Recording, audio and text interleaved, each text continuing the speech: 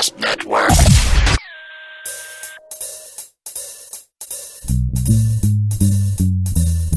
Hey. All right.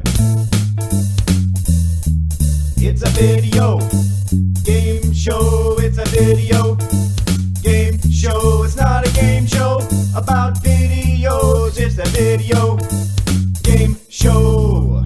Welcome to the Gamercast Network video game show for Sunday, May 3rd, 2009. This is episode 140. I'm Chad, and this week for the roll call, a question from Oki. Name the least intimidating enemy you've encountered in a game.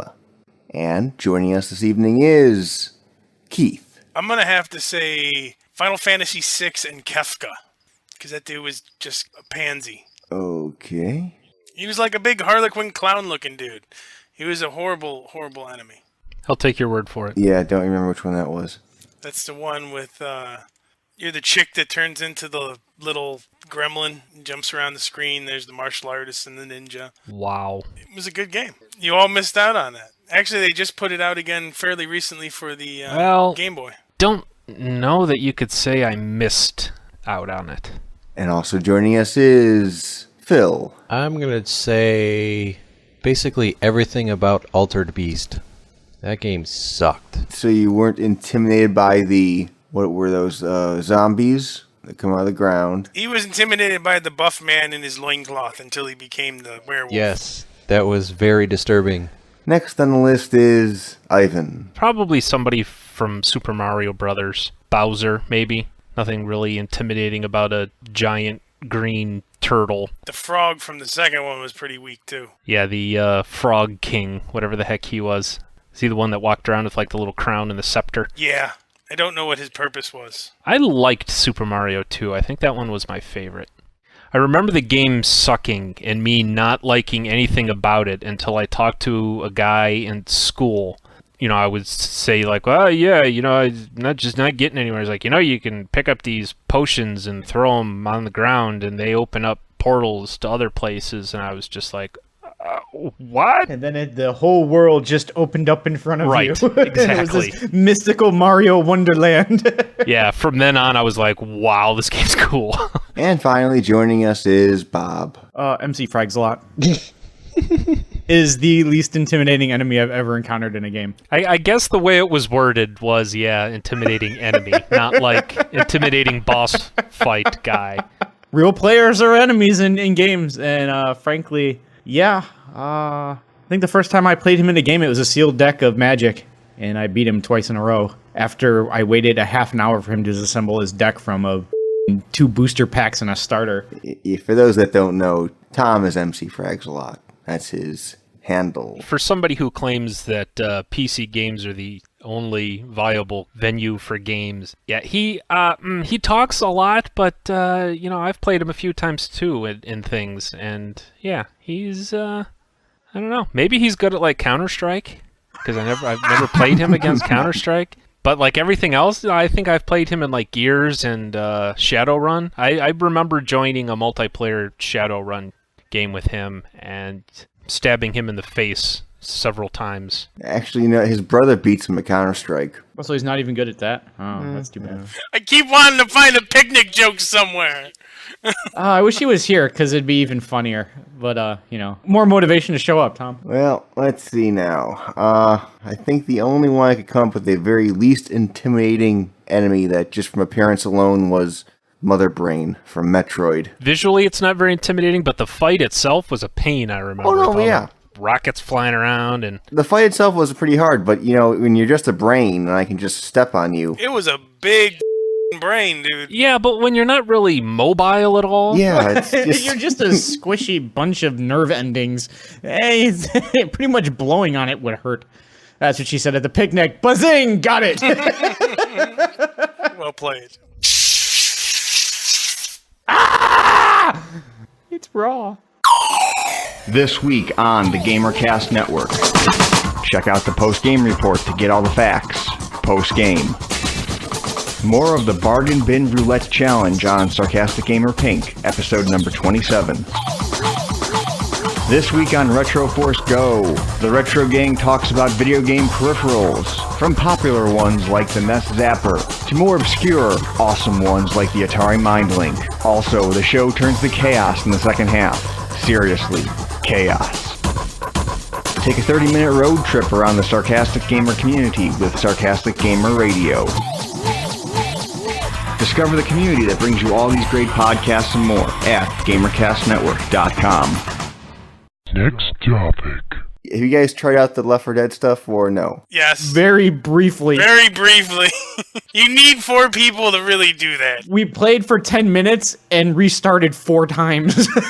It was me, Keith, and 2 bots trying to do Survivor in the Lighthouse board. And dude, it's just, it doesn't around. It's like worse than the last board of any of the campaigns. It's just like there's a tank every minute and a half at least, along with, you know, the hordes and everything else. I mean, they try to outfit you pretty good. You got unlimited ammo and all sorts of Molotovs and bombs and propane tanks and gas tanks and everything else. But dude, it's just not enough if there's just 2 of you and 2 stupid bots who stand outside and get surrounded every 5 seconds. The bots are so bad. It would be fun to try with 4 people. Be one of those things where we'd have 4 people and probably get trounced for like the first half an hour before we kind of figured out there needs to be strategy involved. Yeah, I didn't get your guys' Keith sent me a text message, and I didn't get it for some reason until way late. I didn't get it, and I think the problem is you keep texting my house phone. You know what, hang on, let me look at that, because, I only have 1 fill in there, so,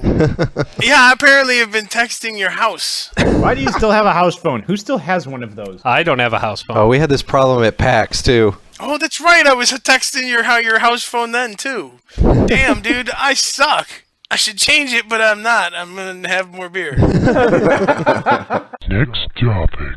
I'll talk about the game I played.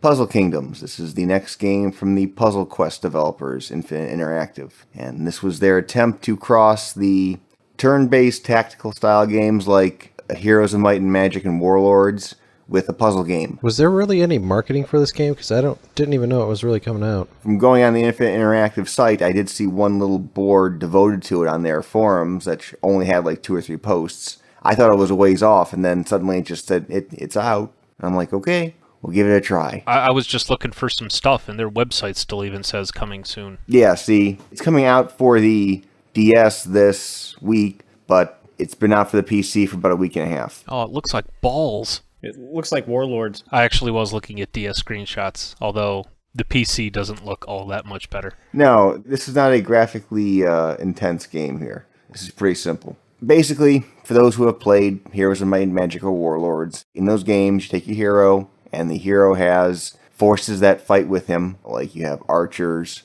peasants, knights, and those kind of things that group up with your hero, and you walk around trying to conquer a realm. I don't walk, I march. Walk, march, whatever you want to do. You know how in the Heroes of Might and Magic or Warlords, when you go to fight somebody, you have your forces fight their forces? Here, the battle is puzzle-based. It's like playing Puzzle Quest. And the way it works, this puzzle is more like the Puzzle Quest battles than the Galactrix battles. It's a square board with square tiles, and you're matching 3. You match them by putting them next to each other. What you can do, though, is you can form 3 in a row, 3 in a column, or 3 in an L shape. And you match by basically shifting the row or column over by 1. So you can shift it once to the left, once to the right, once up or once down. You're shifting a whole roll, not just shifting 1 tile. The way combat rolls happens is each of your forces has, like your archer units, they require 2 green matches to fire their arrows. So what you have to do is match 3 green tiles twice, basically, or 4 green tiles once.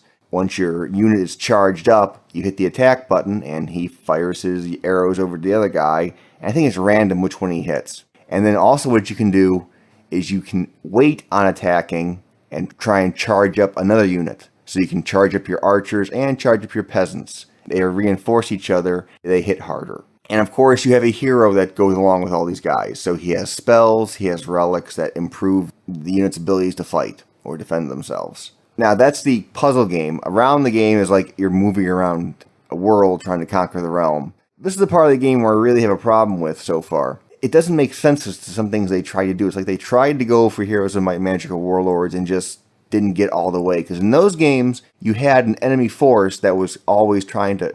I haven't played Warlords here. At least in Heroes of Might and Magic, you had a bad guy who was wandering around with his own forces trying to reconquer the realm. Yeah, that was the other people that you were fighting. When there was no one else wandering around, the game was over. Yes, see, okay. In this game, you can garrison, you can put troops in the places you conquered, but there's no enemy walking around. So there's no one trying to take it back. No, at least in the few hours I've played and the 3 or 4 boards I've been clearing, I haven't seen anybody coming around. It's just been me. You can put troops here! It seems like a pretty big oversight. When you do the battles, you are facing off against enemy heroes in some cases. When you try to conquer some castles, there is an enemy there with the troops, and he has his own spells, he has his own stuff, yada, yada, yada. But so far, no one's been wandering around trying to reclaim stuff. And I'm looking over the other modes of this game. There's a multiplayer mode, but the multiplayer mode's only the battle. It's not on a campaign board. You're only doing actually one of the puzzle battles. And it's not even internet-based. It's only local play. Look, what? On the PC? On the PC. When I say, multiplayer, it pops up. Player 1 this, player 2 this. So you have to play on the same computer? Looks like it. Oy. This game seems like it's not done. It's done, it's polished, it actually plays well, but it's like missing some things I would assume that a game like this would have. If you're going to cross Warlords with a puzzle game, I would expect there to be an enemy walking around. It's fun to play, but it's just boring because there's nobody, There's no defense. I can take my time doing stuff. Exactly. There's no need to build a defense. Are you sure you're not like in a beta or something? I bought the game over Steam. I paid the money. It's $20, and I can't justify this game being $20. In the state it's playing right now, 5 or 10. 5. Maybe 10. $7.39. How about that? Better. I like the idea of what they're doing, but it's just missing something right now. Next topic. Does anyone care about Lego Rock Band? No.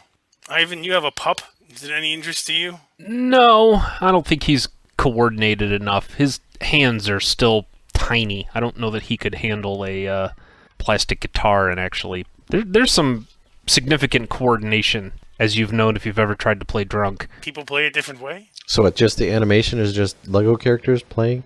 Or are the notes like Lego pieces? Yeah, my understanding is the character creation thing is exactly what you'd think it is. You have all the different interchangeable Lego pieces that you can make your guy out of. I think we talked about this before, but is everyone tired of the Lego games? No, because I've liked all the ones I've actually played. They're still really fun. I would actually enjoy another one. I think what they need to do is, at least Traveler's Tales, or whoever the developer is, they should try and move away from the licensed stuff. Lego's got a lot of cool stuff, like the pirate stuff and the fantasy stuff. They've got like trolls and ogres and dragons and stuff. I think they could make a decent game out of just that stuff instead of like the Lego Batman, Lego Indiana Jones. I still think they should do like where you're just nondescript, Lego dude, and you go to all the different worlds. So you'll go to Pirate World as one. Right. That would just be an awesome game. Yeah, instead of having any one of those, have them all. Make it big. Make it 4 players are able to play it at the same time instead of 2. I'm wondering if it's maybe because of the MMO coming out. I thought they scrapped that. Yeah, I thought that was scrapped. No, isn't it still coming out? Isn't that got scrapped? I thought that was... All right, Bob! Yeah, Lego Universe. I think it's still coming out. Yeah, Lego Universe Home. An upcoming mass demo. It's still coming out. This is made by the Net Devil guys. Game Info is developing a new massive multiplayer online game, MMOG, called Lego Universe. It's a truly revolutionary game world. Oh, dude, I'll experience fun if I play this game. It says so right here in the description.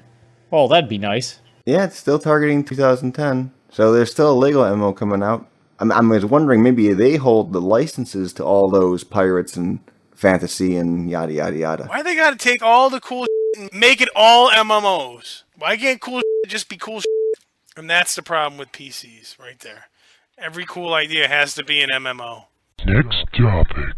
There was an iPhone game you might like about baby shaking. That's not available anymore. That was still ridiculous that they stopped that. Why would you even want to get something that like would cry and make you even want to have to shake it. Make you the kind of person who shakes babies? This app is so annoying, I've become a baby shaker. Thank you. For the people out there who don't know, there was an iPhone game called Baby Shaker, which was just basically a picture of a baby who started crying. And then to make him stop crying, you must shake him till his eyes get X's in them. And then he stops crying. And it sold for 99 cents. There were complaints from the Stop Baby Shaking Syndrome group. This application goes against our basic premise. Stop it now. So there were complaints, and then Apple pulled the app. And issued an apology, like an official apology saying we're sorry that this game made it through our approval process. We'll have to shake our testers harder.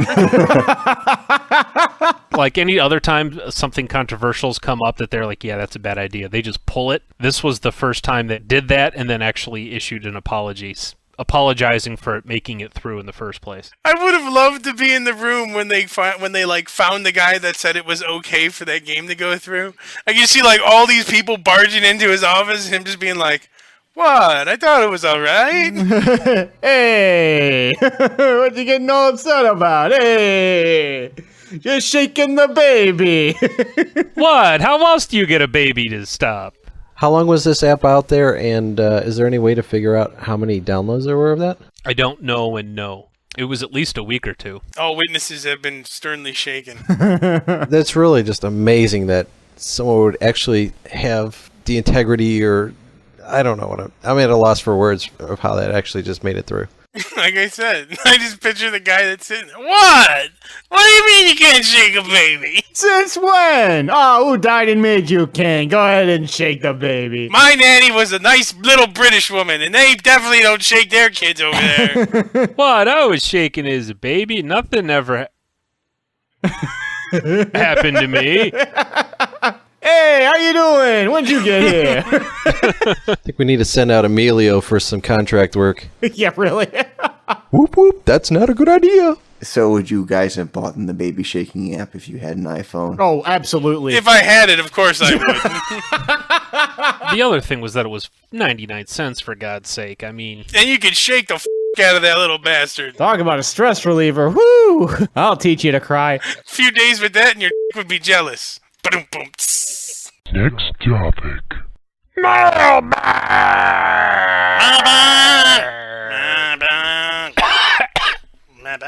Someone would like to know... Old Papa Smurf would like to know... You talk about people like Brian, Missy, and Jill, but you never tell us what relation they are to you. Can you tell us now? No. No, it's a secret. Wait, who's... I didn't even get that. Papa Smurf. Papa Smurf wants to know all about your family and your social security number and your addresses and times that you go to bed. And why haven't you added him as a friend on Facebook? Why are you being such a dick? Add me and your friend on Facebook. I don't even have Facebook. A what now? Is that like a book of heads or something? Because that I have, but you don't want to be in it, trust me. Yeah, I think old Papa Smurf might be a new listener here because he also asks, do you read the Warhammer 40,000 books? Do you guys like video games at all? Have you played Diablo? It's f***ing awesome. Keith? I read them constantly, actually. Are there a lot of them? Yeah, I'm waiting for book 10 of the Horus Heresy to come out. The Horse Heresy? Horse heresy! Heretic horses! I speak against your god! Or is it a horse heresy? Hey, screw Jesus. Hold on, I can... You know, if you got me last week, I'd be a lot better at this. My heresy's kind of hoarse this week. The Horus Heresy. Oh. That's the whole... When they turned on the Emperor, Horus was the guy that led the forces that turned against the Emperor. Oh, that makes so much more sense. Thank you. Good series of books. Those are really the only books that I read. The Warhammer and Warhammer 40,000 books. Hey. The Pope doesn't talk to God. Meat on Friday is great. Jesus. Frank, the Horse Heresy guy. Next topic. Oh, does anybody want the evil touching games for the DS? The ones where you gotta touch the girls? Bad touch! Bad touch! Oh, sweet Jesus, bad touch. Wow. Emilio, I think, is pounding on my door for you, Chad. Does anyone want the Bad Touch game? Does anyone want Finger the Nun? I got it over here. It's for $3. It's Finger the Nun. Yeah, it's a great game. I got a copy of Pee in the Holy Water right here. It's my favorite game. Huh? Diddle the altar boy? What do you say? Damn it, Horse Frank. Y'all want some popsicles? I got a whole freezer full right here. Dude, you're really good at that voice. That's scary.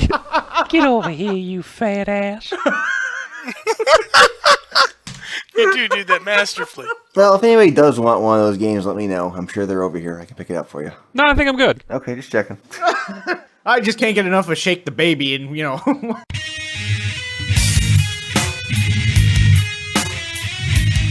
And that was Video Game Show episode number 140 for Sunday, May 3rd, 2009. Any ham sandwiches or shattered dream pies to give to the world peoples? Ham sandwich to Jesus. Just wait till Friday to eat it, Jesus. You know Jesus was Jewish, right?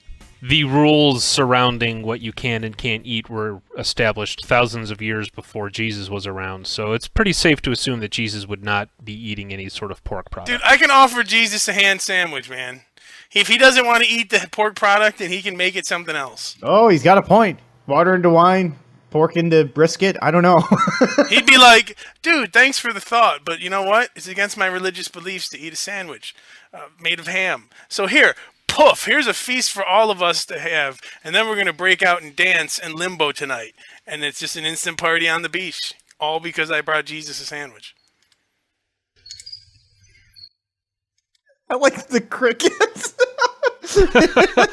It's a perfect ending to the show. Also, I don't know if there would be a beach because they're kind of far away from water. It's Jesus, dude. He can make water where he wants it. It's Jesus. Maybe the beach surrounding the Dead Sea.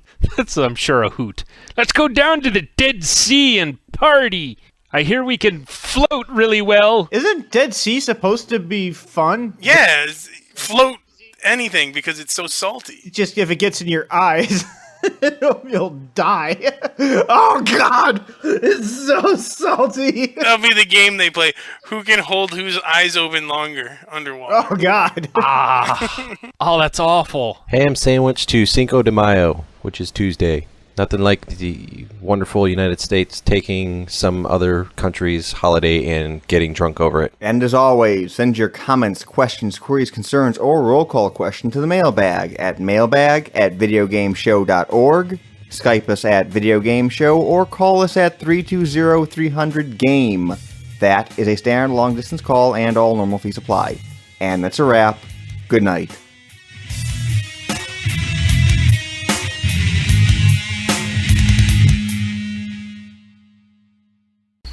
Do you have a cricket again, Keith? She just bought, I think, 100 or so today.